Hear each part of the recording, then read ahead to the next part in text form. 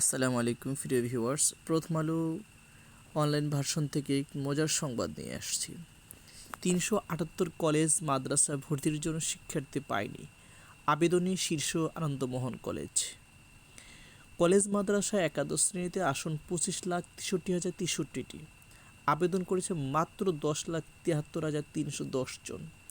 ভর্তির জন্য নির্বাচিত ১০,৪৭,৯৬২ জন।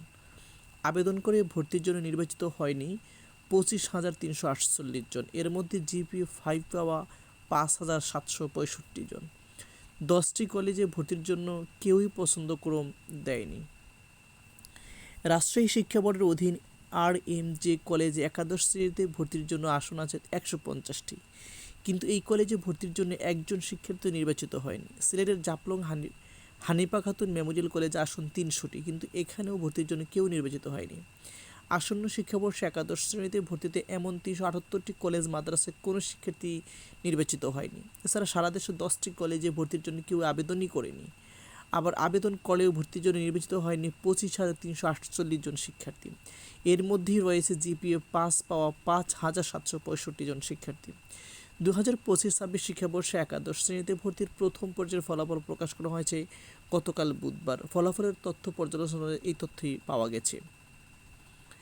দেশের সব কলেজ ও মাদ্রাসা, নটরডেম কলেজ সহ কয়েকটি শিক্ষা প্রতিষ্ঠান ছাড়া কেন্দ্রীয়ভাবে একাদশ শ্রেণীর ভর্তির বাছাইয়ের কাজটি করা হচ্ছে।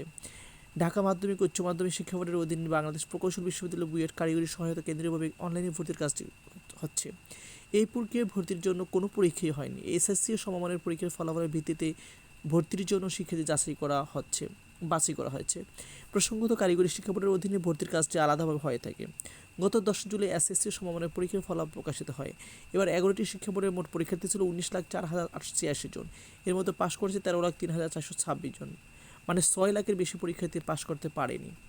ঢাকা শিক্ষা বোর্ড সূত্রে জানা গেছে, এবার ভর্তিযোগ্য মোট কলেজ মাদ্রাসা ৮,০১৫টি।